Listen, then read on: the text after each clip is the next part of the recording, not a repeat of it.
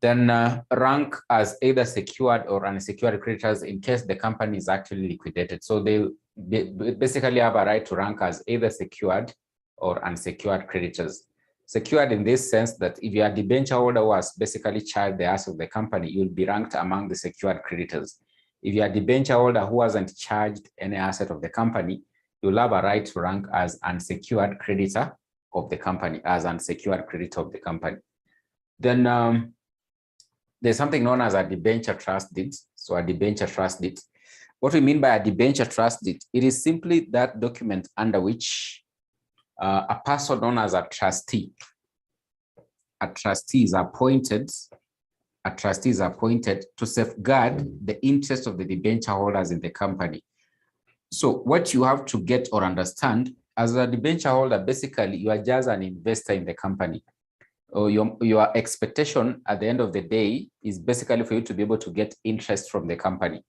So you are not actually always there in the company to basically monitor what is actually happening there. For example, with regard to the assets which have been charged in the company.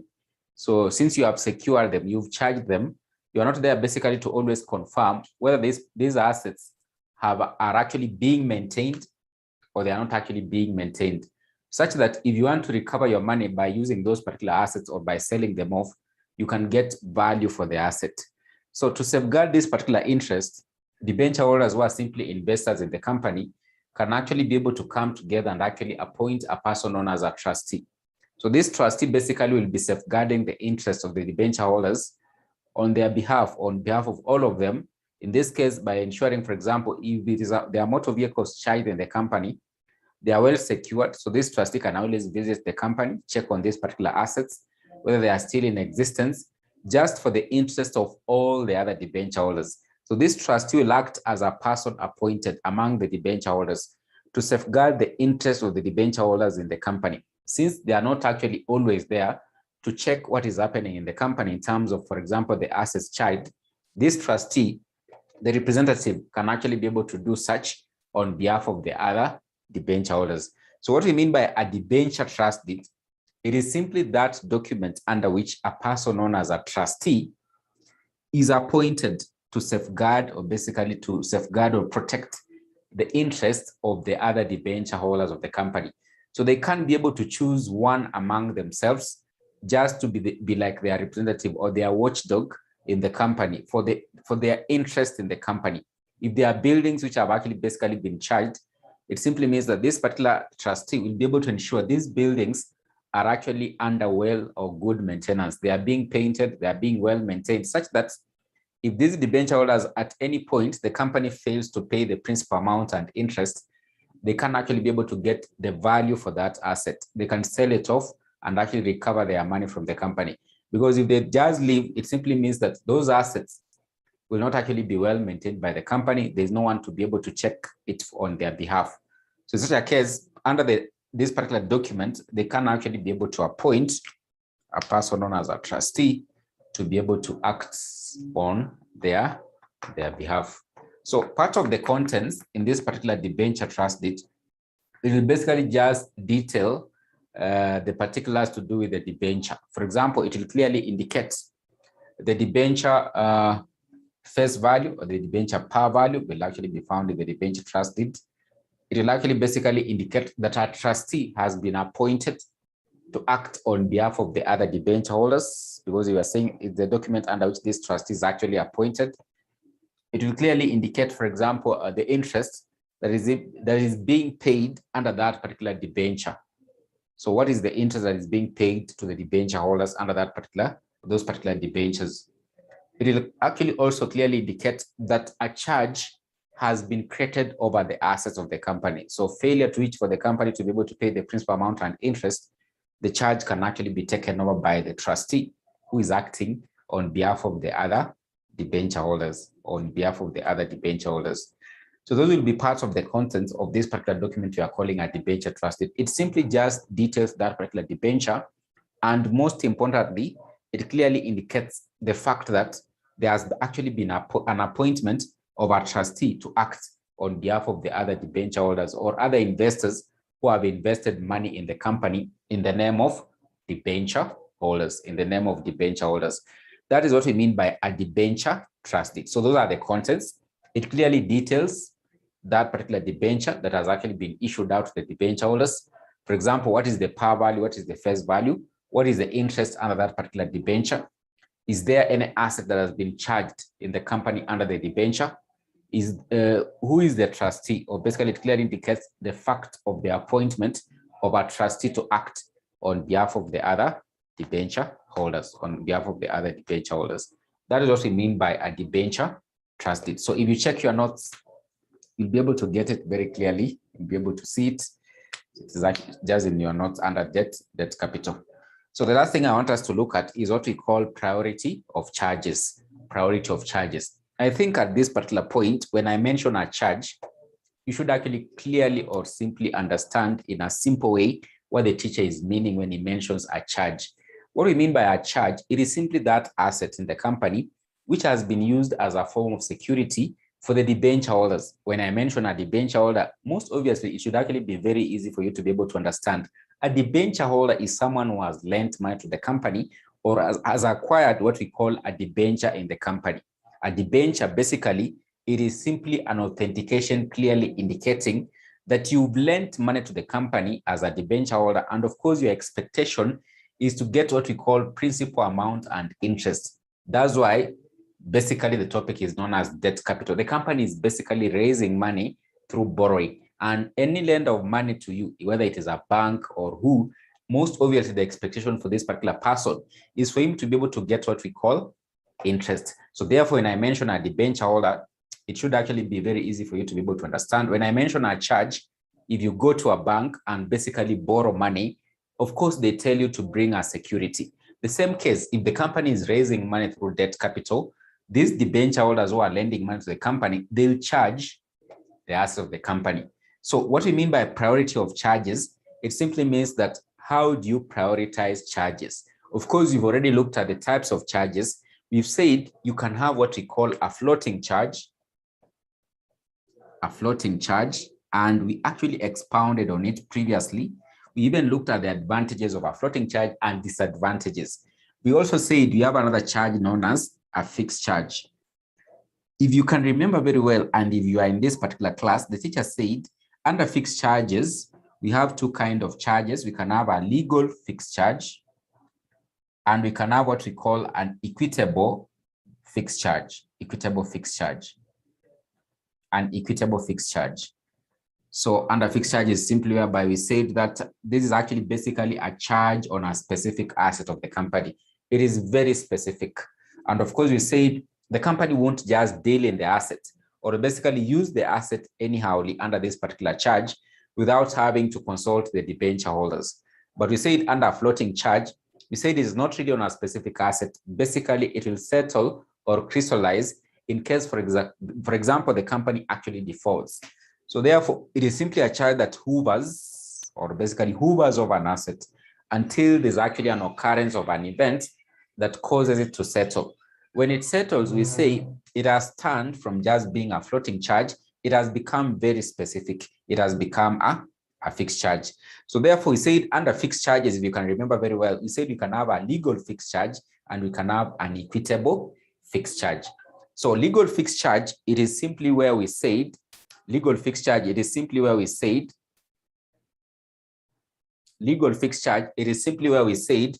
that in this case, when the debenture holder charges the asset, the title in the asset is actually completely transferred to the debenture holder, or basically the lender of the money, until when the company is able to dispense off with the payment of the principal amount and interest.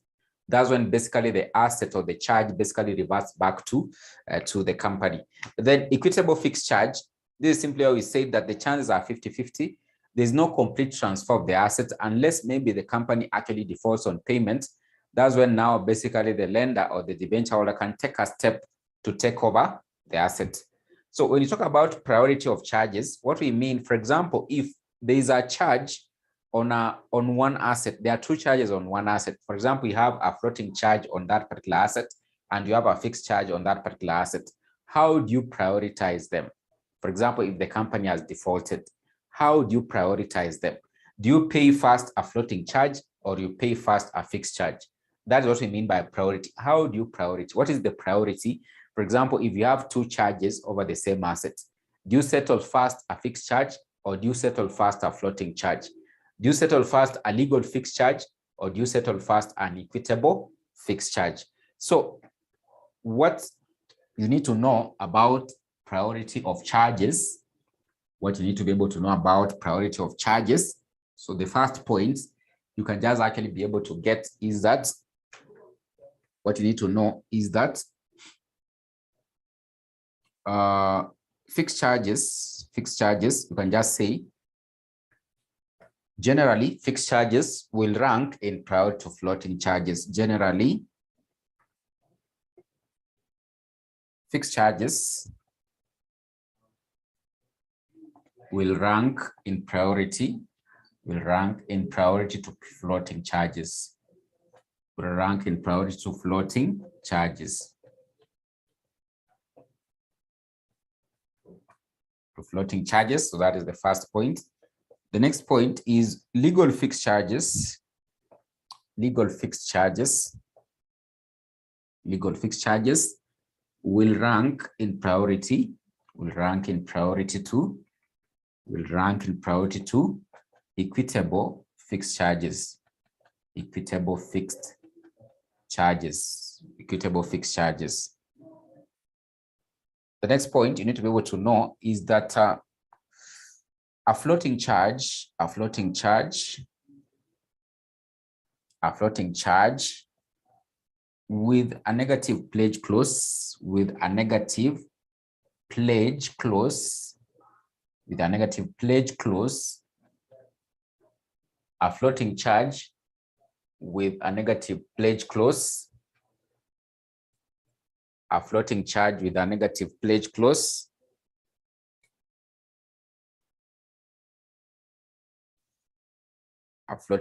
with a negative pledge clause,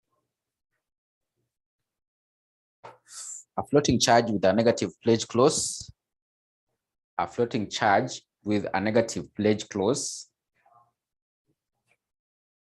I think you should actually be knowing what is a negative pledge clause. I already talked more about it in our previous class.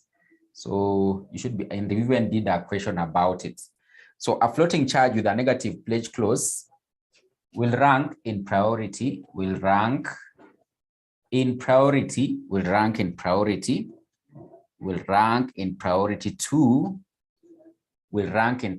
to a floating charge with a negative pledge clause will rank in priority to subsequent fixed charges.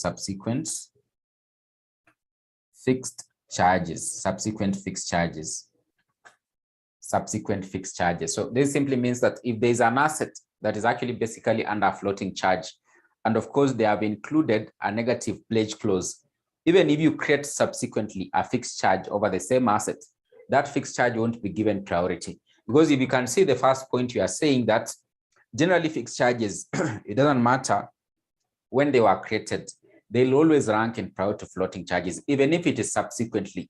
So to avoid that, basically, it simply means that for a floating charge to basically secure it or ensure it has been given priority, you include what we call a negative pledge clause. It is simply a clause prohibiting the company from creating any subsequent fixed charge over the same asset that can rank in priority,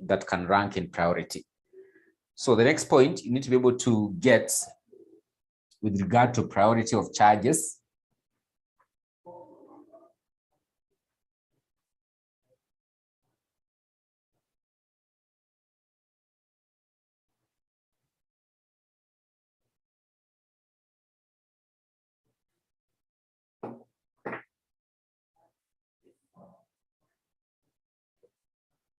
floating charges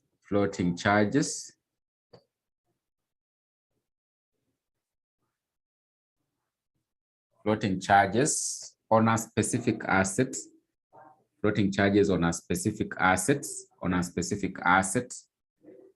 will rank in priority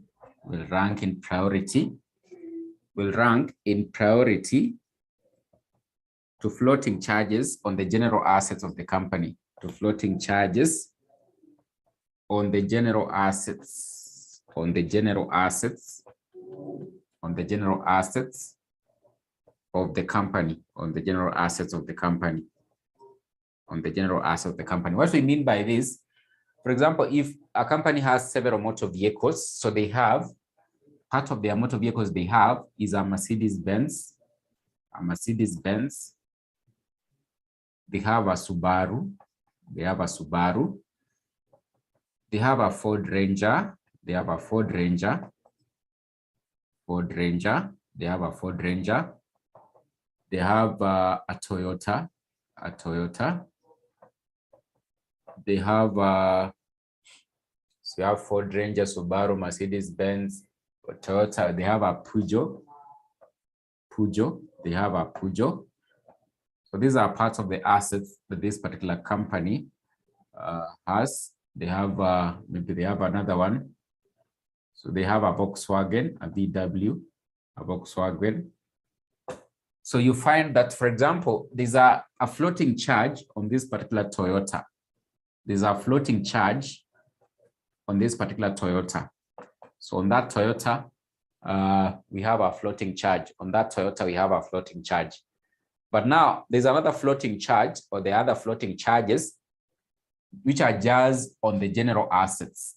This particular floating charge simply states that the floating charge is on motor vehicles. It doesn't clearly indicate whether it is a Peugeot, whether it is a Mercedes-Benz of the company or a Subaru of the company. But there's another one that is actually very specific. It is basically saying if the company defaults on payment, that Toyota is the one, basically that particular floating charge can actually basically the whole of the floating charge can actually be able to go for. So in this case, if this one actually happens, this floating charge on a specific asset on a Toyota, if basically all of them are basically to settle, this one will be given priority. So will rank as number one, or will be given priority, or they simply sell off these assets and pay this particular debenture holder before they even pay that particular debenture holder who has just generalized his charge on the motor vehicles, because his charge is not actually very specific. It just says motor vehicles. But there's another one who has clearly indicated if the company fails, I'll go for that Toyota. But there's another one who just says, basically, I'll come for the motor vehicles, not clearly indicating which specific motor vehicle. So if both of them are actually basically to crystallize or settle, this one who was actually under a Toyota will be paid first before even they go for that one, who basically just clearly indicated that it is just on the general motor vehicles of the company. That's what we mean by this particular point, that floating charges on specific assets will rank in priority to floating charges on the general assets of the company, which are not actually very specific, which are not actually very specific.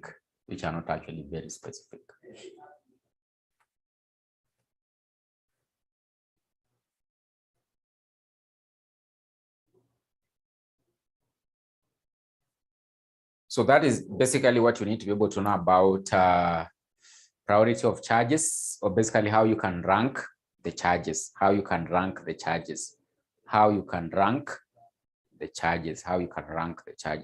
Kindly repeat the meaning of a trust deed, the meaning of a debenture trust deed. It is a document under which there's an appointment of a trustee. To act or safeguard, or basically just instead of saying act, just say to safeguard the interests of the other debenture holders in the company, It is a document under which there's an appointment of a trustee to act, or basically you can just say to safeguard the interests of the other debenture holders in the company, That is a debenture trust deed. So that is the end of this particular topic.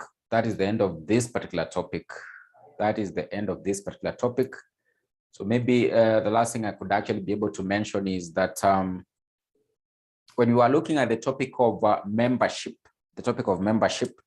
if you can remember very well, we looked at something known as a register of members. So under the register of members, we said in the exam they could ask or basically test on what are the contents or what will be contained in the register of members. So I told you basically when they ask for such, just know that they're asking for the particulars of that particular member with regard to the register. For example, in this case, what will be contained in the register of members of a company is basically the name and address of that particular member, the dates under which he became a member in the company, the date, for example, under which a person or basically that particular member exited from being a member of the company. Then if it is a company that has a share capital, the number of shares that this particular member is actually holding in the company. The same case with the debenture holder of the company, we'll have another register in the company.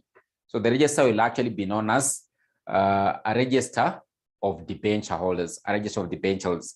Not so much difference. What you just need to be able to change there now is basically debenture or debenture holder. So the register of the debenture holders will simply contain, because they could ask such, what are the contents of a register of debenture holders? It will simply contain the name and address of the debenture holders, the date when this particular person became a debenture holder, the date, for example, when a person exited from being a debenture holder, the number of debentures that are being held by this particular debenture holder in the company. So apart from basically maintaining the register of members in a company at the registered office of the company, also the company is required to maintain or basically ensure they have what we call a register of debenture holders. And that's basically what will be the contents of the register of debenture holders. That will be basically the contents of the register of debenture holders, register of debenture holders.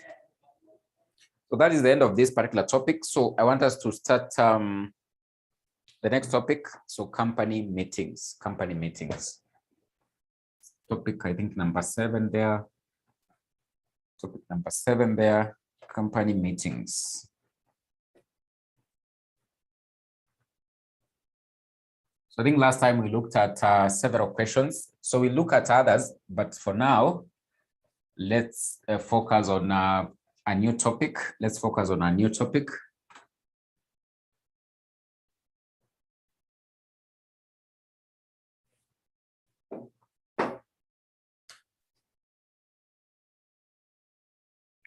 I'm too fast. I don't know what you mean by I'm too fast. What do you mean by I'm too fast? Winnie? Yes, Malim, I didn't get the context of a debenture register of debenture holders. Register of debenture holders. Yeah, its contents. Name and address of the debenture holder. Name and address of the debenture holder. Name and address of the debenture holder. Name and address of the debenture holder. Name and address of the debenture holder.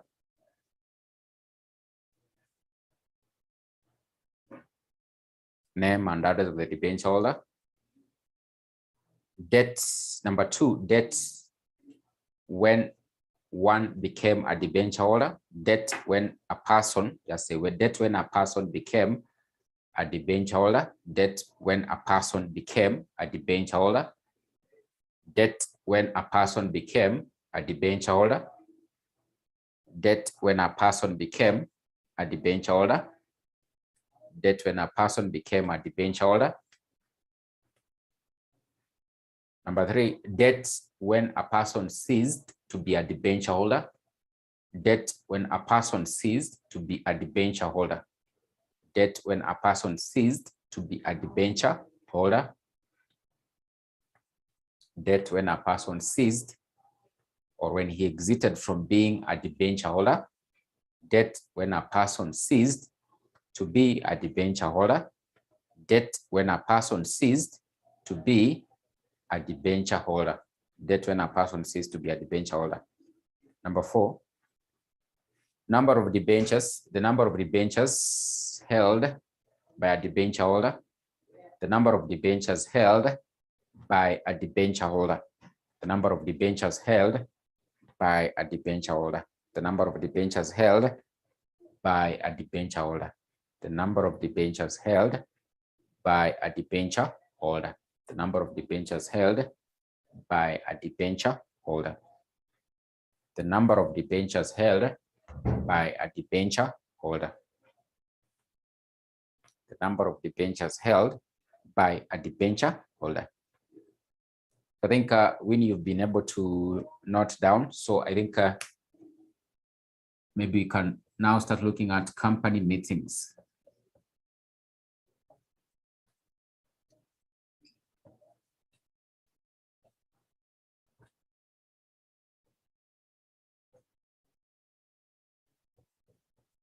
So here we're going to look at the rule in Sharpe versus Dawes. The rule in Sharpe versus Dawes. Going to look at the essentials of a valid meeting. The essentials of a valid meeting in a company. The essentials of a valid meeting in a company. Then we will look at the types of meetings in a company, the types of meetings in a company, the types of meetings in a company. Then we will look at resolutions in a company meeting, resolutions in a company meeting. Here, basically, we look at what is an ordinary resolution, and a special resolution. What is an ordinary resolution and a special resolution? What is an ordinary resolution and a special resolution? What is an ordinary resolution and a special resolution? So that is basically what we are going to look at under this particular topic of company meetings,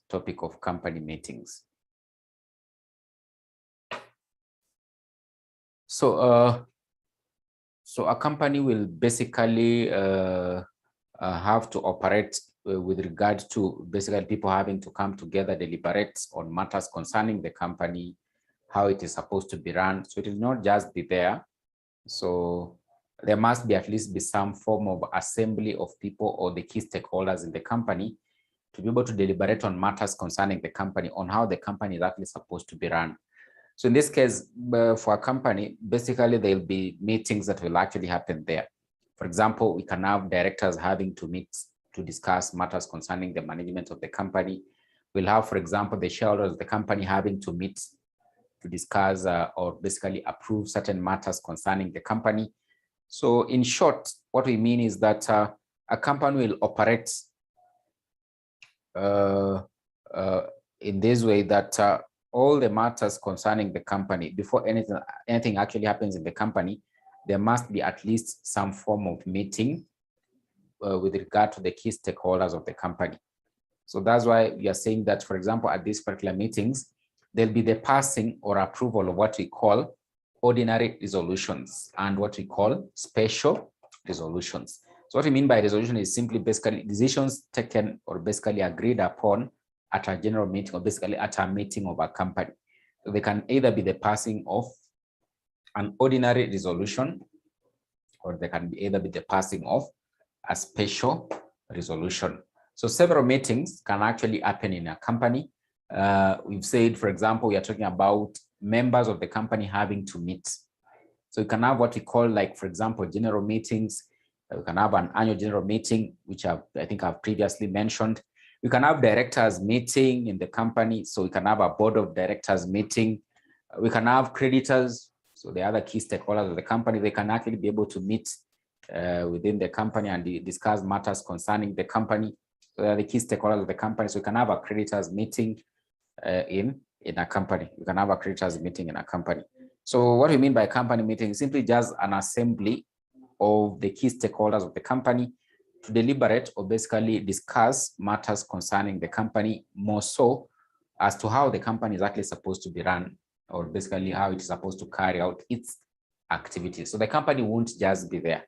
For it to be able to operate or basically to run, basically there must be some form of basically meetings that are going basically to happen in the company on basically maybe management matters. So anything to do with the company will likely be discussed at a company meeting. So here, there's usually a very famous rule. So it is known as the rule in Sharpe versus Dawies. And as the norm, or basically as what you've discovered since we started learning about company law, any major rule we come across, it has exceptions. So this particular rule also has exceptions. So we look at also the exceptions to this particular rule. We are calling the rule in Sharpe versus Dawies. The rule in Sharpe versus Dawies. The rule in Sharpe versus Dawies.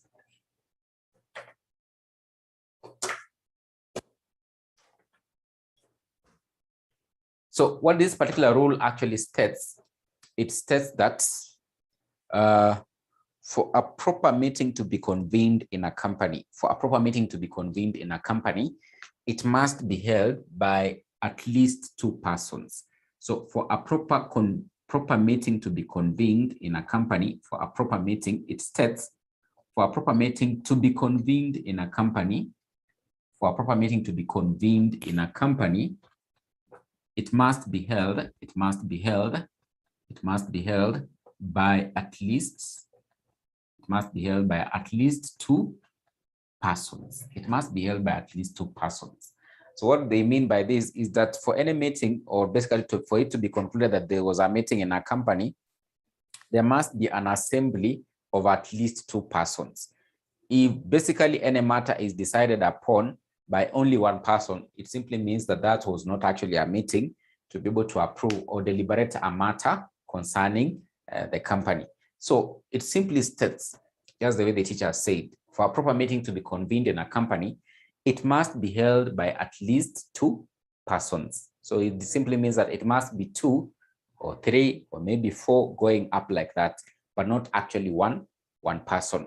So if you look at basically circumstances surrounding some of the operations of the company, you realize that some of the resolutions of the company will simply just be approved by a sole person, 1 person. So there is no need to call for a meeting of at least 2 persons for those particular matters to be decided upon in a company. That's why we have what we call exceptions. So because what I'm telling you, the key or the most important thing that actually happens at a company meeting is approving or passing of resolutions. So these are decisions taken upon at the meetings of the company. So it can either be an ordinary or a special resolution. So what we mean by this, that this particular rule has exceptions. You might find under certain circumstances, certain resolutions of the company, it is not a must that they be approved by at least 2 persons. 1 person can actually be able to approve such kind of matters or decisions. In such a case, we simply conclude that in that case, the meeting was held by a sole person. It was actually basically held by 1 person. So in this case, what normally comes, basically what most obviously some students normally ask, how can 1 person basically form a meeting? So that's the question you're asking yourself. Why is the teacher saying that in this case, 1 person has actually been able to form a meeting? What I've told you, at company meetings, basically what happens there is passing of resolutions. And what this particular rule states, those resolutions can only actually be passed by at least 2 persons. But the teacher has said under exceptional circumstances, certain matters can only basically be approved, or basically if you look at circumstances surrounding that company, a certain matter will only be approved by 1 person. It is normally concluded that that person was actually able to form a meeting and passed a resolution, because I've told you at company meetings, what happens, they pass resolutions. So in that case, it simply means that that person basically upon himself was actually able to pass the resolution. And therefore it is concluded the meeting in such a case was basically held by a sole person, and he was actually able to pass a resolution. What are these exceptions? Number 1, for example, in the case of a private company that is formed by a sole person. Remember, the teacher said when we are looking at nature and classification of companies, that a private company, it is a type of a company that is normally formed by 1 person.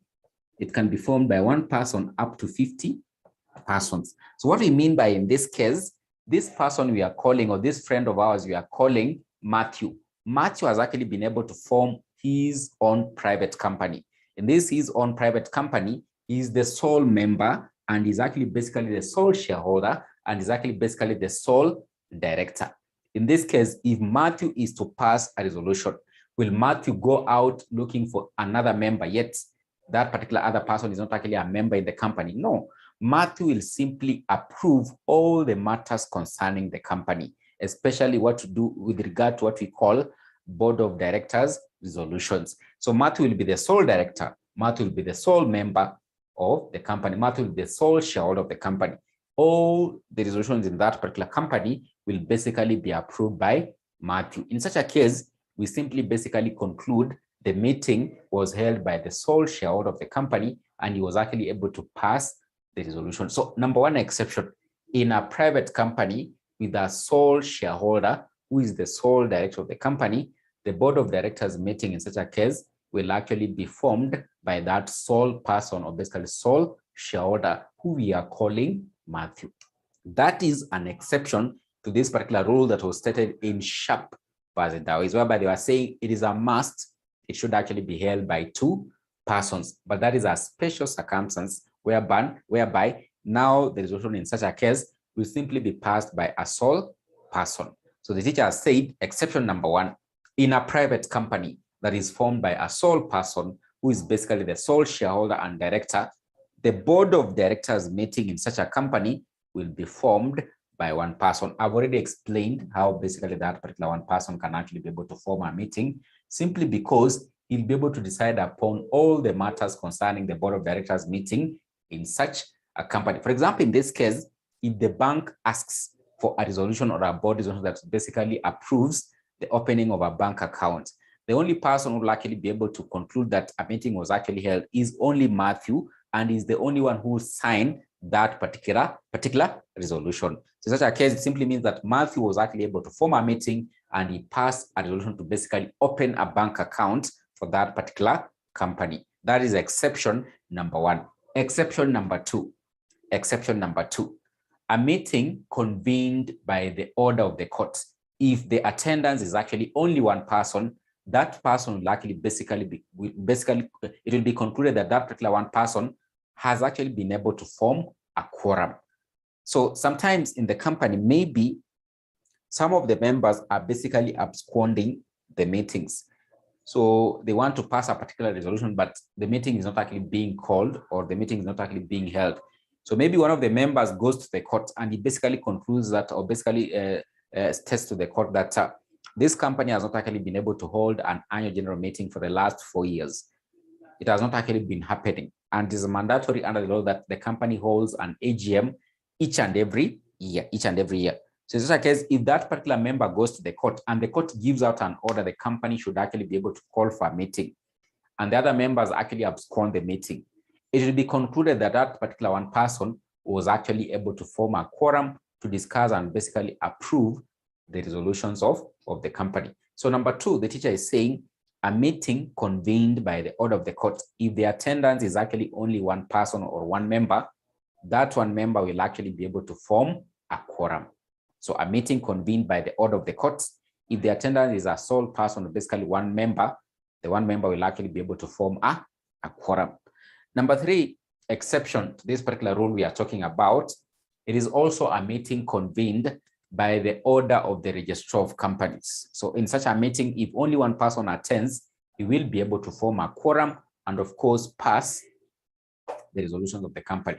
So number two, it was the order of the court. Number three, it is the order of the registrar of companies. So a meeting convened by the order of the registrar of companies. In such a case, if one member actually attends the meeting, he'll actually be able to form a quorum. That is another exception. Exception number four. If in a company we have only one creditor, and in that company, the company wants to hold what we call a creditors meeting, that one creditor will actually be able to form a quorum and decide upon matters concerning creditors in that company. So in such a case, if they ask for any matters concerning creditors, he'll be the only one who will be able to write down or basically approve all the matters concerning creditors and forward to the company because he's the only sole creditor. But that is actually a very unique case. So in such a case, if we have a company that has only one creditor, if the company is to hold what we call a creditors meeting. That creditor is the only one who will be able to form a quorum and therefore will likely be able to pass resolutions concerning the creditors in that particular company. So that is actually an exception to this particular rule whereby they are saying it must be two. So if the company has only one creditor, it simply means that that sole creditor will be the only one who will be able to form a quorum. So in a company where we have one creditor or a sole creditor, the sole creditor will form a quorum in case of a creditors meeting. Creditors meeting is actually very key there. So in a company where we have a sole creditor, the sole creditor will form a quorum for a creditors meeting in the company, for a creditors meeting in the company, for a creditors meeting in the company. So repeat number two. Exception number two is said, a meeting convened by the order of the court. If the meeting is attended by one person or one member, the one member forms a quorum. If a meeting is convened by the order of the courts, order kutoka kwa koti, and in that meeting only one person attends, it will be concluded that that one person has been able to form a quorum to pass the company resolutions. So that is number two that we had actually mentioned. So I can see Purity was asking, repeat number two. So the teacher has already mentioned number four. He has talked about a creditors meeting that is attended by a sole, that is based in a company that whereby we have only a sole creditor. So that sole creditor will actually be able to form a quorum. So that is actually an exception to this particular rule. Exception number five. If there is what we call a class meeting, in that class meeting, if that class of shares has only one shareholder. What do you mean by a class meeting? Let me explain first. What do you mean by a class meeting? Remember when we were talking about shares, we talked about several classes of shares. We said we can have ordinary shares, we can have preference shares. If you can remember very well, founders shares, employees shares. So if you can remember very well what the teacher was mentioning about classes of shares that we can have in a company, simply types of shares we can have in a company. We can have ordinary shares, we can have preference shares, we can have redeemable preference shares, we can have founders shares, we can have members shares. So what we mean by a class of shares, in this case, for example, if a company has only one shareholder under redeemable preference shares, only one shareholder has actually been able to acquire redeemable preference shares. And in such a case, in the company, there is supposed to be held what we call a class meeting. What do you mean by a class meeting? Is simply that, for example, all the ordinary shareholders are supposed to meet as a class. Or basically, all the preference shareholders are supposed to meet as a class in the company and discuss matters concerning them as preference shareholders. If in such a case, the preference shareholders in that particular company is only one person, there's only one person who is holding preference shares in the company. If there's supposed to be a class meeting, that class meeting will only be held by that sole shareholder who is holding the preference shares. So number five, a class meeting in a company where the shares in that class of shares, the shares in that class, you can even say the shares in that class are held by a sole shareholder. A class meeting in a company where the shares in the class are held by a sole shareholder or member, So the key thing there is for you to be able to understand what is a class meeting. So a class meeting is simply whereby you are saying the members of a class of shares are actually able to meet and actually discuss matters concerning them as members of that class of shares. So in this case, I've said, for example, in a company, if we have only one person holding the ordinary shares, if that class of shares is to deliberate matters concerning ordinary shareholders in that company, since these shares are actually held by a sole person, that person is the only one who will be able to deliberate and basically decide upon matters concerning that particular class of shares. So it will be concluded that that particular shareholder was actually able to form a quorum and basically approve a resolution concerning a class meeting for that particular class of shares, So that is exception number five. So number six is, for example, at a convened meeting. What do you mean by at a convened meeting? And of course, there's no quorum. So in such a case, if there's no quorum, the meeting is actually postponed to maybe next week, the same time, or maybe the other week. And of course, at that particular postponed meeting, only one person attends. That one person can actually be able to form a quorum and pass resolutions. You know what can actually happen in the company is that, for example, they could be calling for a meeting. And of course, kuna wale vichwa ngumu, wale shareholders vichwa ngumu. So they gang up together and say, we want to defeat the quorum, so we won't attend the meeting. So they do it the first time. And of course, they are still actually ganging up together. So it is quite obvious, most probably, if you basically postpone to the same time next week, they won't attend. So what in this case, basically the law tries to protect for such, or basically safeguard against such, is that at a postponed meeting, if at that particular postponed meeting, that one person who's actually able to attend can be able to pass a resolution, it will be concluded that he has actually been able to form a quorum. So number 6, what the teacher is saying, at a postponed meeting of a company that is actually attended by a sole member, the sole member will form a quorum to pass company resolutions. So those who are basically absconding deliberately, so to defeat quorum, so they'll be caught there. So they have no option but basically to attend at that particular postponed meeting. So at a postponed meeting where the quorum is a sole person or a sole member, the sole member can actually be able to pass resolutions for the company. Those are the exceptions to this particular rule in Sharpe versus Dawes. It is very common in the exam. High chances they can test it. It is very common in the exam. Exceptions to the rule in Sharpe versus Dawes, or they could simply basically start with the Roman 1. State the rule in Sharpe versus Dawes. Roman 2. What are the exceptions to the rule in 1 above? It is very common in the exam. So essentials of a valid meeting in a company. What are the essentials of a valid meeting in a company? Or how can we actually be able to conclude that there was actually a very valid meeting that was actually held in a company? How can we actually be able to conclude there was a valid meeting that was actually held in a company? So we can look at the essentials or key characteristics that should actually be present for it to be concluded there was actually a proper convened meeting in a company. Essentials of a valid meeting in a company.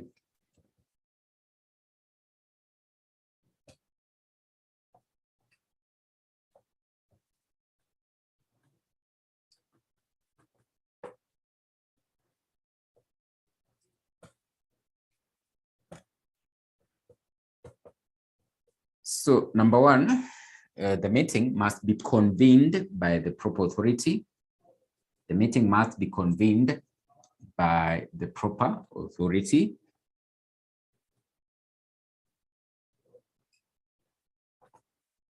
Then number 2, the meeting must be convened by a notice. It should be convened by a notice.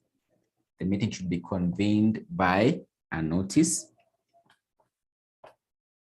The meeting should be convened by a notice. There should be what we call a proper quorum.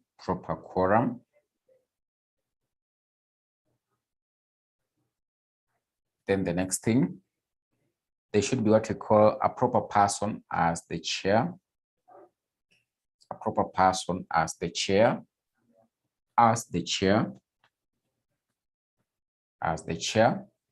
Then the last one, number 5. Minutes should be maintained. Minutes should be maintained. Minutes should be maintained. Minutes should be maintained. Minutes should be maintained.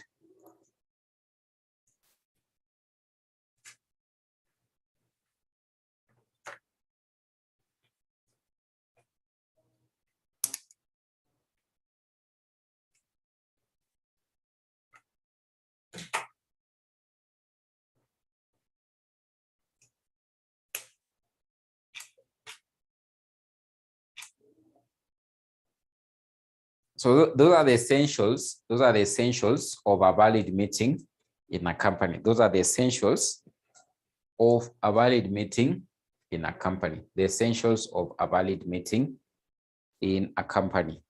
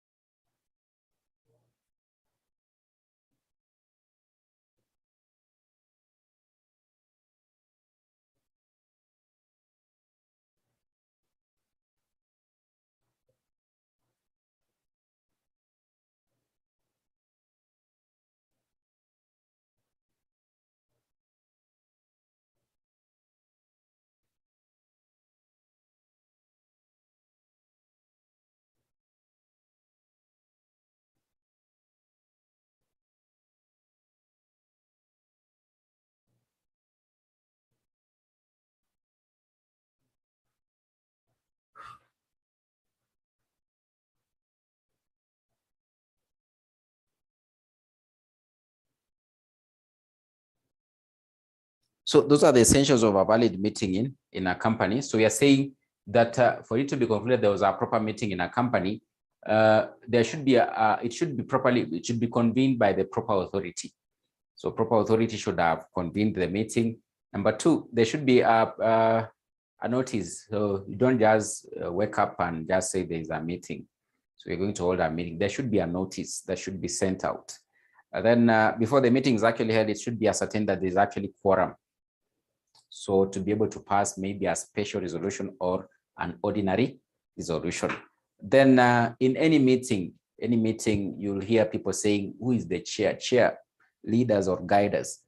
So I think most of the meetings that basically are discussing serious matters, you'll basically expect there's a person as a chairman or the chair lady. Even if it is that committee or basically wedding meeting for a wedding, meeting concerning basically value arrangements. So there's obviously a person as a chairman to be able to guide the meeting or basically direct the meeting. So the same case in a company. For any meeting, there should actually be a person known as a chair. Then minutes, most of the meetings you'll hear people saying, who is maintaining the minutes?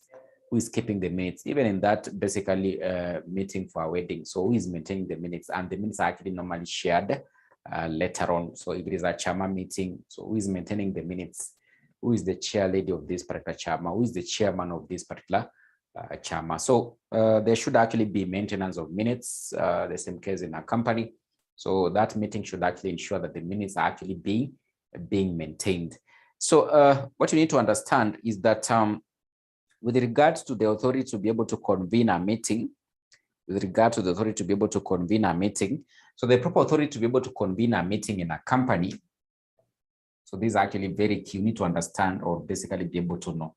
The proper authority to convene a meeting in a company is normally the board of directors of the company. So they're the ones who will basically be able to approve or pass a resolution at the board level that basically there is supposed to be a meeting in a company. So they'll be able to craft that notice and be able to ensure the company secretary has actually been able to send it out. So the proper authority to convene a meeting in a company is usually the board of directors or the director of the company. So they clearly decide at what time or at what particular point the meeting is actually supposed to be held in the company. Then you might find that maybe these particular directors have failed to convene a meeting, because remember, these directors have just actually been appointed by shareholders to run the company on their behalf. So they are insiders who actually understand what is happening in the company and they know what is the right time to call for a meeting. But if things are not actually going well, and of course directors are not actually able to call for a meeting, the members can actually be able to take this particular matter in their hand, and of course they can petition the court or ask the courts to be able to call for a meeting in the company. That's why we are saying there under the exceptions, a meeting convened by the order of the court. The order will come in this way, such that, for example, if the board of directors have failed to call for the meeting, you as a member of the company, you have a right to basically go to the court and basically give you your reasons as to why you think the meeting is supposed to be held in the company, yet the directors have not actually been able to call for the meeting. Maybe the company is not actually going on well, basically it's not running its activities well. And you as a key stakeholder, or basically as the owner of the company, as a shareholder, you have that right as a member. So you can go to the court, petition the court, and of course give reasons as to why you want the meeting to be held, yet directors have not actually been able to call for the meeting.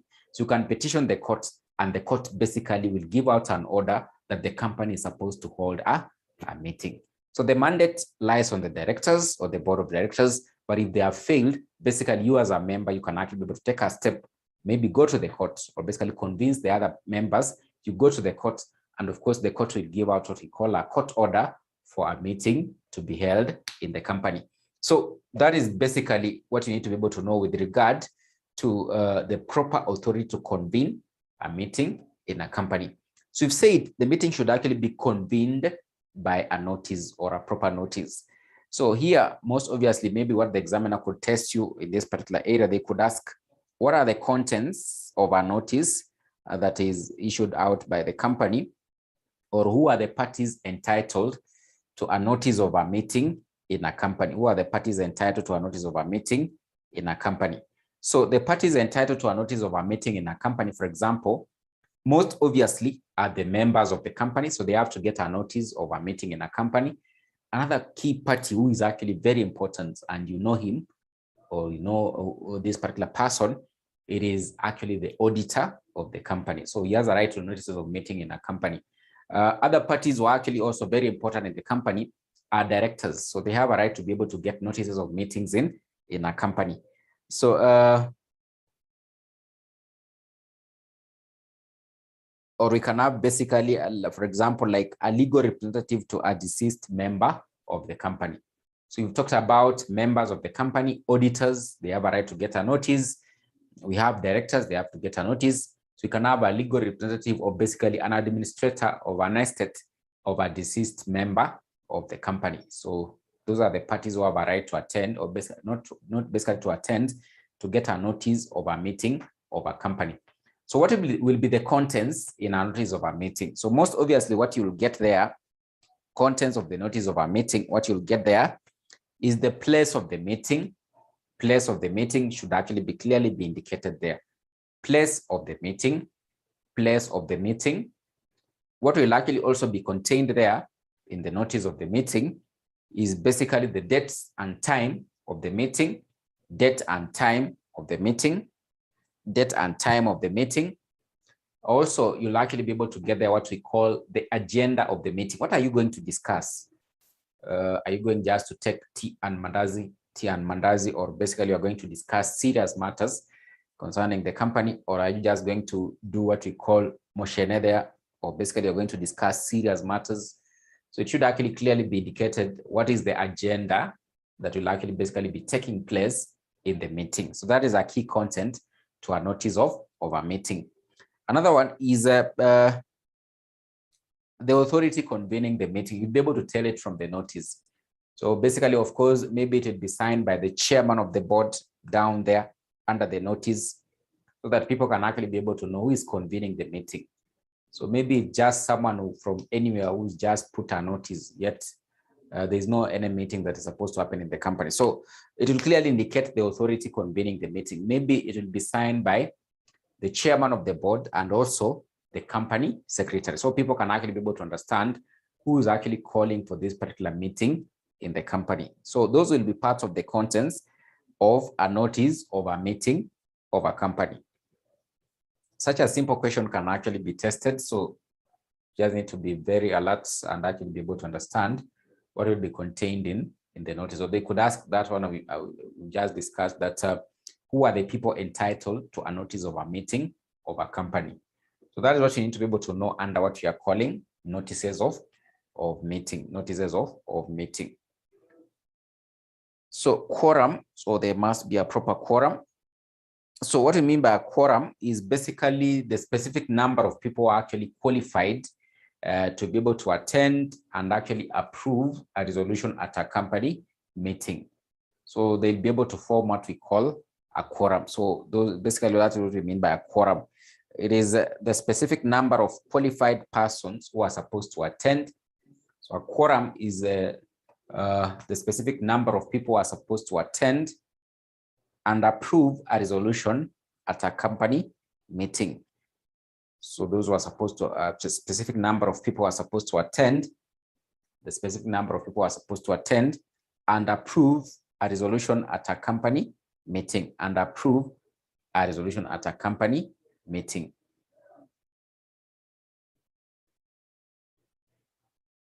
So I can see Nemo is asking who issues the notice. So we've already said that a properly convened meeting in a company will actually be convened by the board of directors. So those who issue the notice is normally the board of directors. And of course, the company secretary will, there's a topic number 9 that we are going to look at. It is known as the company secretary. We'll see the important role of a company secretary in a company. Part of their mandate of the company secretary is normally to send out notices of meetings in a company. So that's why I'm saying that particular notice will be signed most of the time by the chairman of the board of directors, and of course, the chairman of the board of directors, and of course, also the company secretary, and of course, also the company secretary. So those are the persons basically who will be able to issue the notice of the company meeting. So we are saying the board of directors plays a key role, and of course the company secretary. And most obviously in several companies, the company secretary is normally part of the board of directors, to be able to advise the board of directors on several matters concerning operations of the company or how meetings are supposed to be convened in the company. So the person who normally convenes is the board of directors. Just say the board of directors there. So the company secretary is part of the board of directors. So that is what we are talking about, a quorum. So that is what we are talking about, a quorum.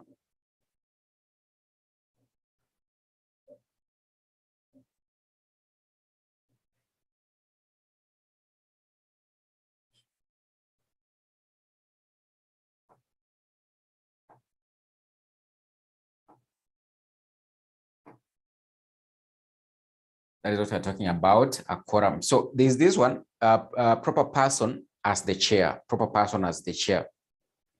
but before we look at this one, maybe I can share a particular question which I have an interest in, which you need to know. Let me just share this particular question. Give me like 2 minutes.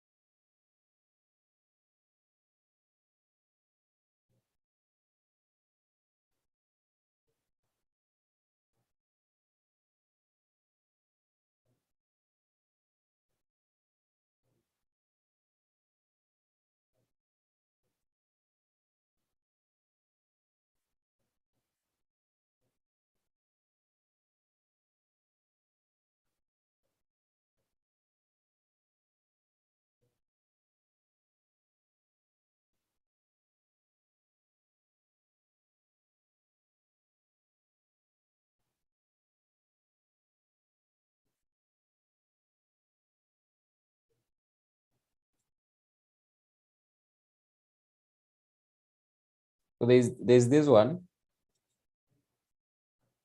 So this was the last sitting. So in May 2021. So this is what they tested, question number 7C. They tested this. The case of Sharp versus Dawies indicates that one person cannot constitute a meeting. So that's what the case of Sharp versus Dawies actually indicates, that a meeting is actually supposed to be held by only two persons. Explain 4 exceptions to this particular rule. Explain 4 exceptions to this particular rule. So this was actually tested in the last sitting, this that they just did in May. So what are the chances? What are the chances they are going to repeat this question in this coming sitting? What are the chances? What do you think are the chances they'll repeat this particular question about Sharp versus Dawies? What are the chances they'll actually be able to repeat? So that's why I was telling you this one is actually very common. If you check the other previous past papers, they have actually tested it like almost 4 times or 3 times. But what are the chances? It was tested in the last sitting. What are the chances they are going to repeat it in the next sitting? The chances are quite minimal. The chances are quite minimal. So they might not test it. So maybe they might dwell on another case law, a major case law that the teacher talked about. Because in this one, they have tested Sharp versus Dawies. So most probably in the next one, they could test Trevor versus Whitworth and the exceptions. Because I've told you, this is actually one of the major case laws in company law, Sharp versus Dawies. So they like playing around with them. So most probably in this sitting, they have tested Sharp versus Dawies. So maybe the next one they could test Trevor versus Whitworth, or maybe they could dwell on another one like Solomon versus Solomon and Company Limited and the exceptions. Because as I've told you, the major case laws in company law, they are countable. They're like 5 or 6 of them. They have exceptions. So Sharp versus Dawies, it has exceptions. Trevor versus Whitworth, it has exceptions. Royal British Bank versus Taquant, it has exceptions. Solomon versus Solomon and Company Limited, it has exceptions. Force versus Habutel, it has exceptions. And actually, this is actually the last major case law we are going to come across. There's no any other major case law moving forward up to the last topic. So this is the major one that they like testing. So those ones, they like testing them in the exam because they are major case laws and all of them have exceptions. So most probably they could ask you state it and simply state the exceptions. So if you are better off if you know all of them, then you are quite safe. So that's what I was asking. If they tested this one in this sitting, what are the chances they'll repeat in the next sitting? The chances are quite minimal. Maybe what they'll test in company meetings is something different. They could actually be able to test something about maybe the duties and the powers of the chairman. And actually, there's a question I wanted us to look at. I'm just going to show you that has more to do with the chairman of a meeting. So what are the chances they might actually repeat this one? So they are quite minimal. But of course, you know the answers. I don't have to give you again. So I've really repeated them when we started this particular topic. So you know them, you know the answers. A meeting convened by the order of the courts. A meeting convened by the order of the registrar. In a private company with a sole shareholder and who is the sole director, the board of directors meeting in such a company, basically, it will be held by a sole director. A creditors meeting in a company whereby you have only one creditor. A class meeting in a company where the shares in that class of shares are held by a sole shareholder. At a postponed meeting, where the attendance or basically the quorum is one person. So such a person will likely be able to form a quorum for the meeting. Will actually be able to form a quorum for the meeting. So maybe let's look at another one. Let me just show you another one.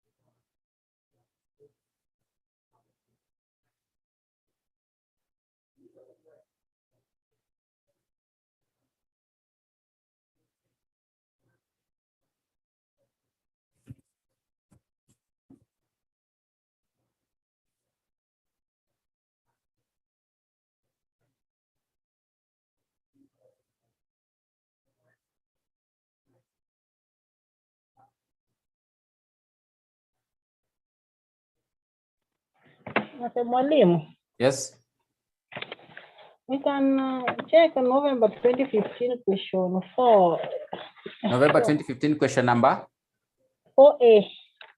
4A. Let me just go to it. November 2015 question number 4A. November 2015 question number 4A.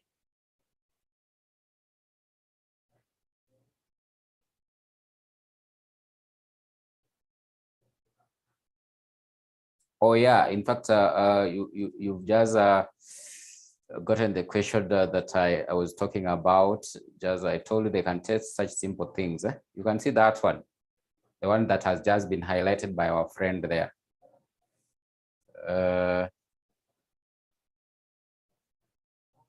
Outline the rules governing the following: entitlement to notice of a meeting. So 4 contents of a notice of a meeting. So I think that one we've just covered a while ago. And I think we've said who are the parties entitled to a notice of a meeting. So I think this one was how many marks? It was, you can see 2 marks. And of course, on contents, they tested, they gave 4 marks. So there's someone talking about a question about cutting of a melon. So this one was actually in the last sitting. So I think I'll give the answer to it, but not in this particular class, but I'll just give you the answer. There's a question I'm interested in. It's about chairman of a meeting, powers and duties of a chairman of a meeting, which I wanted to show you.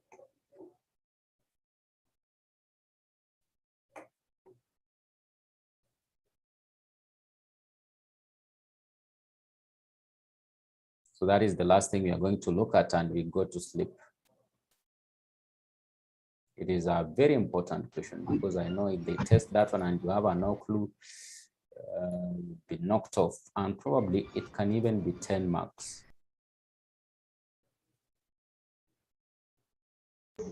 Mwalimu, that one for content, not content, entitlement. You're saying? Mtu anafaa kujibu, that one for entitlement. What exactly are they asking? Like, what are we supposed to answer? What are they asking? What's the mean? Okay, maybe I can go back to the question. Let me go back to the question.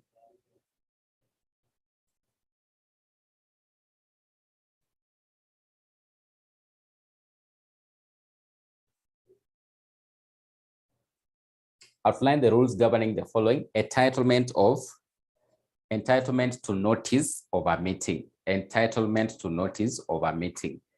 So they're simply asking the parties who are actually entitled to a notice of a meeting of a company. So what you need to be able to do there is just that the persons who will be entitled to a notice of a meeting of a company will be members of a company, comma, you can say comma, members of a company, comma, and then you say directors of a company, comma, auditors of a company, and legal representatives of deceased members, or basically administrators of estates of a deceased member. So this is simply a person who was a member of a company, but basically his shares are being administered. So they're basically going to share among the next of kin, or maybe those are supposed to inherit the share. So they'll be taken over by the administrator of the estates. So the one who's supposed to basically distribute the assets of that deceased member. So they want basically to be able to state and clearly indicate who will be entitled to a notice of a meeting of a company. So the persons who will be entitled to a notice of a meeting of a company will be the members of a company, comma, auditors of a company, comma, directors of a company, and basically also legal representatives of a deceased member of a company. Number 2, I think that one is quite direct. So that's what they need you to be able to indicate in terms of entitlement to notice. Who is entitled to a notice of a meeting of a company? So if you're able to bring out who are the persons entitled to a notice of a meeting of a company, you will score your clean 2 marks. You will score your clean 2 marks. So then there, the contents, you just need to indicate the contents of a notice of a meeting a company include. So you can say, for example, A. So you've said that it will basically have the date and time of the meeting, The agenda of the meeting should actually also be included there. The agenda of the meeting will actually also be included there. It will be signed, or basically you'll see the signature of the person basically convening that particular meeting. So you'll be able to see it from that particular notice. So place of the meeting, where will this particular meeting actually be held? The agendas, so the agenda should actually be there. The agenda should actually be there. So I hope I'm clear on that. I hope I'm clear on that. Yes, thank you. So let me just stress this particular question. Let me just stress this particular question on the chairman. I was almost there. It is around November 2018 there, November or May 2018. So I can't remember the exact sitting. I think it's May 2018 or November 2018, one of the two sittings. If you've gotten it also, you can be able to tell us. It's May 2018 or November 2018 about the chairman of a meeting. The powers and duties of a chairman of a meeting.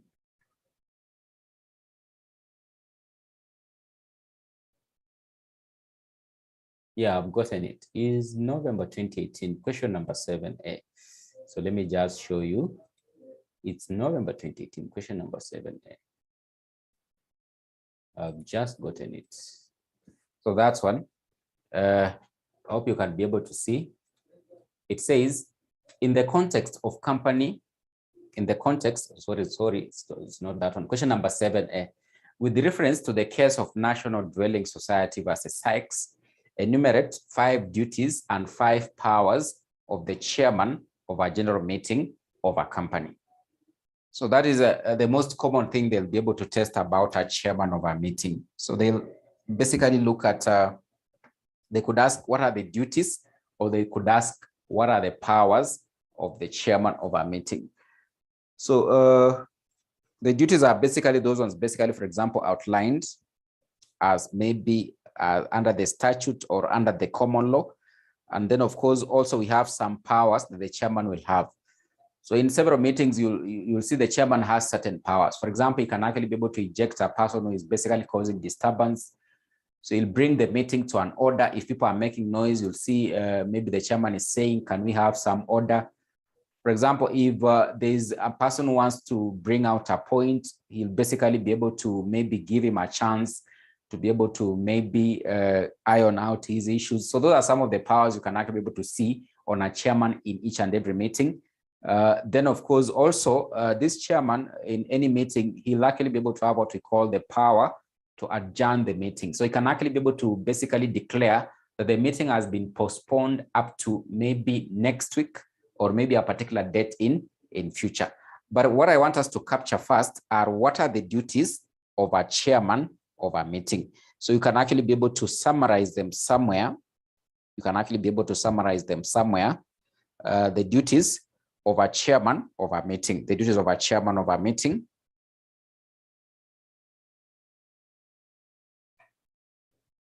The duties of a chairman of a meeting.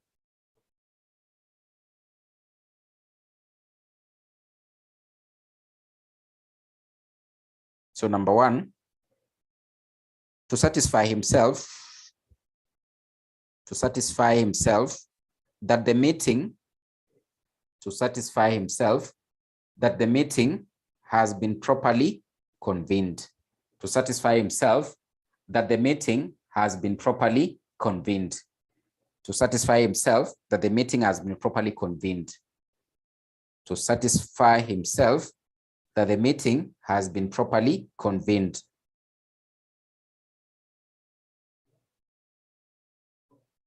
To satisfy himself that the meeting has been properly convened.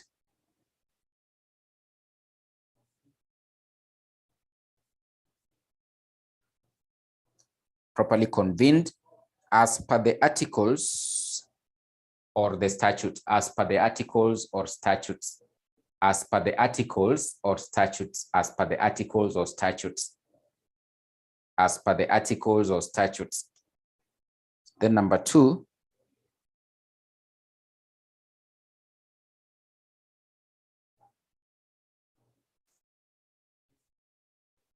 to ensure the proceedings are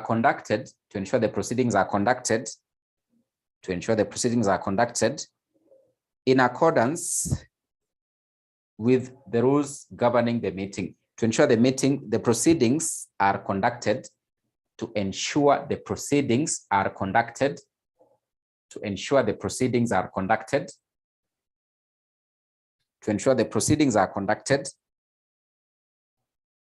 in accordance with the rules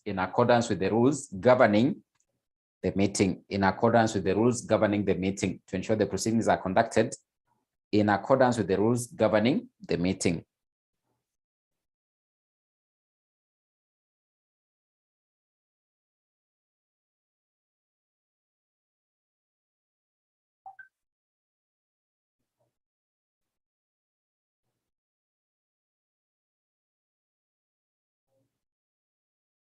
The next one, to preserve order in the meeting. To preserve order in the meeting. To preserve order in the meeting. To preserve order in the meeting. To preserve order in the meeting. To preserve order in the meeting.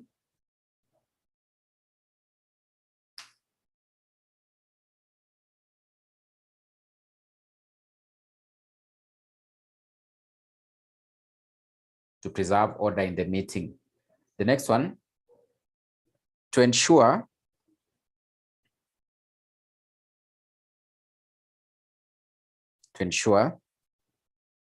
the business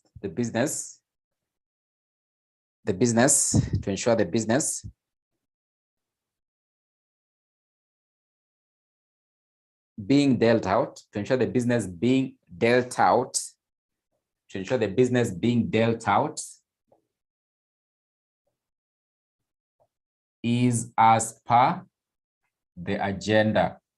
To ensure the business being dealt out is as per the agenda of the meeting. Is as per the agenda of the meeting.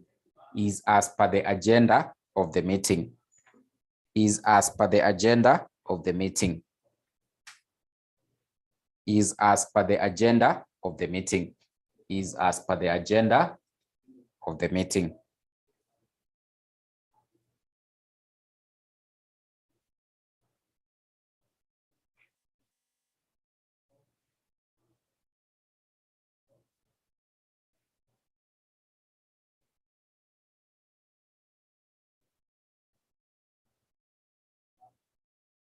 Then the next one, duty to allow reasonable discussion. Duty to allow reasonable discussion in the meeting. Duty to allow reasonable discussion in the meeting. Duty to allow reasonable discussion in the meeting. Duty to allow reasonable discussion in the meeting. Duty to allow reasonable discussion in the meeting.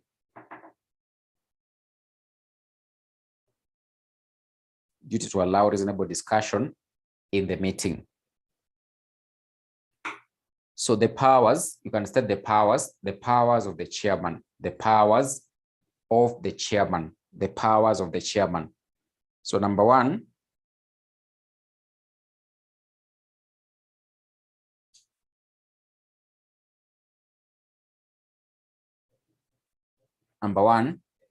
to decide on points of order as they arise. To decide on points of order as they arise.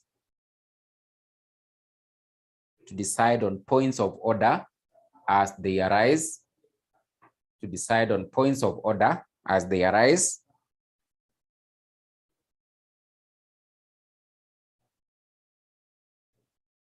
And give his rulings. To decide on points of order as they arise and give his rulings. To decide on points of order as they arise and give his rulings.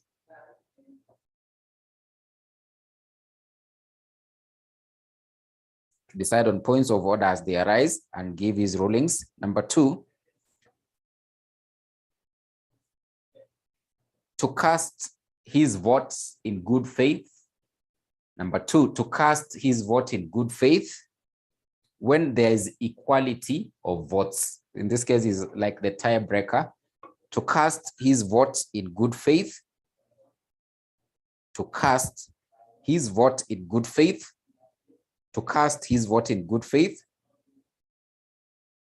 Where there is equality of votes. To cast his vote in good faith, where there is equality in votes. So you can see he has the power to be the tiebreaker. The power to be the tiebreaker. To cast his vote in good faith. To cast his vote in good faith, where there is equality.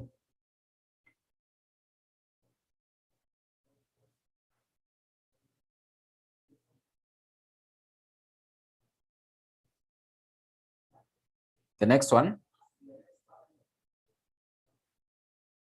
What does number 2 actually mean? You know, as the chairman, for example, if this particular meeting is actually being attended by 10 persons and the chairman is the 11th person, so you are going to vote and decide on a particular matter. The chairman is not voting. So the 10 persons are the ones who are supposed to vote. So they happen to vote, and of course 5 are for this particular side and 5 are for this other side. So there is no winner. So you can see now who has the power there now. The chairman is the one now who will choose either to vote for this other side or not. That is our power. So he can basically vote, and this other side has 6 persons, and that side will actually win. So you can see that is our power that he has to be the tiebreaker in case there is a tie. That is what we mean by that point. I hope that is clear. To order remand or eviction of disorderly persons. To order remand or eviction of disorderly persons. To order remand or eviction of disorderly persons. To order remand or eviction of disorderly persons. To order remand or eviction of disorderly persons.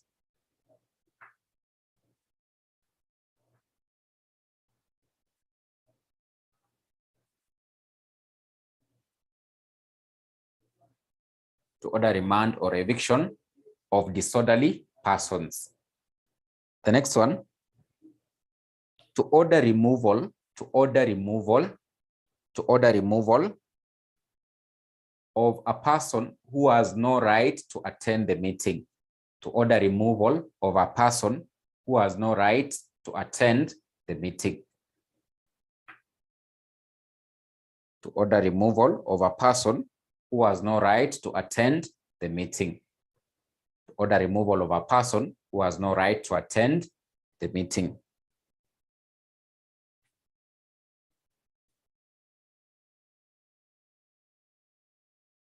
The last one, the power to adjourn the meeting. The power to adjourn the meeting. Adjourn simply means to postpone. The power to adjourn the meeting. The power to adjourn the meeting. The power to adjourn the meeting, which is derived from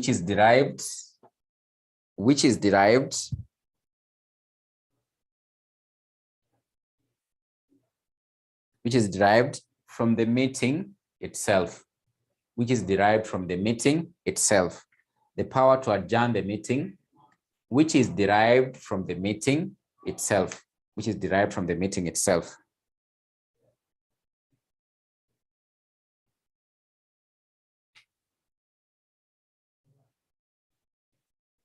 The power to adjourn the meeting, which is derived from the meeting itself, i.e., consent of the members present. Consents, by consent, you can say by, i.e., what you mean by that, i.e., by consent or approval of the members present. By consent or approval of the members present. So of course, he'll make that declaration, but it has basically also to be supported by the members present so that it can actually be a proper adjournment. So you'll make the declaration. Basically, since there's no quorum, then this particular meeting will actually be held in maybe 2 weeks' time, so that we can actually be able to have quorum. And of course, all the other members will actually be able to support, those members present will actually be able to support such kind of an adjournment, So those are the duties and powers of the chairman, So I think we'll end there the class. So we'll pick up from there next time, wind up on this particular topic. Just a few things remaining, and we shall start the topic of directors in our next class. Mwalimu, Yes. before we go, as we were looking for that question of chairperson. That question of? As we were perusing, looking for that question of the chairperson. Yes. I came across this question of November 2016, question 5C. It talks about what? State 4 items of agenda at an annual general meeting of a company. Oh, that's what we haven't covered. We look at it under the types of meetings. But of course, the items of agenda, maybe I can just state them. So for the sake of for your benefit, we look at it under types of meetings, because other types of meetings, we look at AGM, general meeting, creditors meeting, board of directors meeting, then a class meeting. But mostly we normally dwell much on a general meeting and an AGM. So the key items of agenda at an annual general meeting of a company or an AGM, it is normally number one, approval of the annual dividends to be paid to the members. Approval of the annual dividends to be paid to the members. That is one item of agenda that must be there. Number two, approval of the annual accounts. So you can simply be able to say the audited accounts of the company. That is number two. So you've said approval of the annual dividends to be paid to the members. Number two, approval of the annual books of accounts, or basically audited books of accounts of the company. That one should actually happen at an AGM of a company. Number three, appointments and removal of directors of a company. That is will actually also happen at an AGM of a company. Appointments and removal of directors of a company. Number four, appointments and removal of auditors of a company. Then, of course, number five, there can be any other agenda that they think is actually very important to be discussed at the AGM. But those ones, it is a must they happen at the AGM. Like, for example, you normally hear that they have paid dividends after an AGM. So they normally wait. What will happen is that the directors will just propose, for example, this year are going to pay 6 shillings per share as dividends. But of course, it will only be paid after the AGM once the approval has actually happened. So they have already approved this, what we are going to pay as dividends as owners or shareholders of the company. That's when now after the AGM, that's when now the company goes ahead to basically pay the dividends now. So we've said items of agenda number one, approval of the proposed annual dividends to be paid to the members. Number two, approval of the audited books of accounts of the company. Number three, appointment and removal of directors of a company. Number four, appointment and removal of auditors of a company. Then number five, any other item of agenda that is actually very important to be discussed at the AGM. I hope I'm clear on that. Are we okay on that particular question? Although we'll look at it later on before we finish this particular topic. It's okay. It's okay. Yeah. So I think we can end there. We'll meet next time unless there's a burning question. So I think I've shared notes for topic 7 and 8. You must have realized that they are just this evening.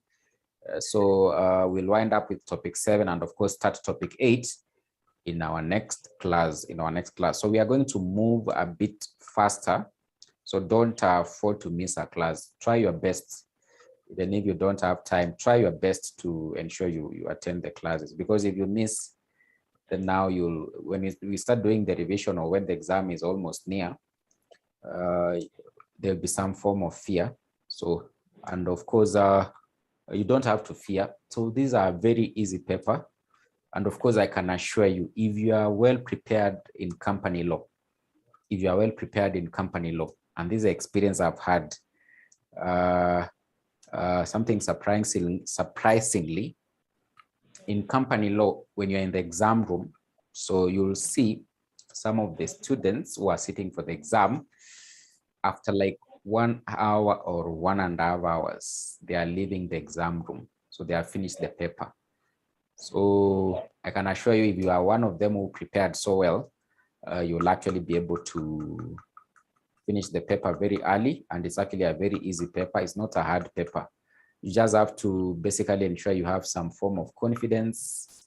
Then, of course, prepare so well. This one is not like, there are some other exam papers, you leave the exam room, then you start saying that financial reporting, manze ile swali ya consolidation, hii tumeachia tu mwalimu, tumeachia tu Mungu, mwalimu hii tumeachia tu Mungu. So for company law, if you are prepared so well, you leave the exam room. I can assure you, you leave the exam room knowing this one I'm going to pass. If you prepare so well, you leave the exam room knowing this paper I'm going to pass. And this experience I've had with my previous students. So just keep on preparing so well, attend all the classes. This is what I normally encourage my students, attend all the classes if you can, unless it's something beyond your control, then you can avoid to attend. Some students assume that these theory papers, they are not so hard. Once the teachers just shared the notes, then that is okay. But I really insist, I normally encourage my students to attend the classes. As I've told you previously, just come and sit there. Listen to this teacher. What is this teacher saying? Just listen to this teacher. Listen to him very carefully. Then just take your short notes. Once you take your short notes, come for the block revision classes. Then I can assure you, you'll just leave the exam room very, very happy. So I wish you a good night. We'll meet next time. So that is actually on Sunday. So as I've told you previously, if you are doing your private revision and you come across a difficult question, the teacher is just a phone call away. The teacher is just WhatsApp away. You can WhatsApp the teacher. You can post on the group. That's why we have that platform. You can post a question there. So I'm not that kind of teachers who are on a blue tick. If I see this is my students and I know who anamuona pale, I normally see this is D or this is actually Victor. Actually, I will respond. And if you actually give a call, I'll actually also guide you on how you're supposed to handle this particular paper, because the wish of the teacher is for you to pass the exam and actually move to the next level, such that we might meet in another forum, and you'll actually just be very happy that you actually passed the paper, and I'll be glad that you actually moved to the next level, and now you are CPA-K. Now, basically, you are now doing other things, or maybe you started another course like that. So we'll meet next time. You can have a good night. Same. Thanks.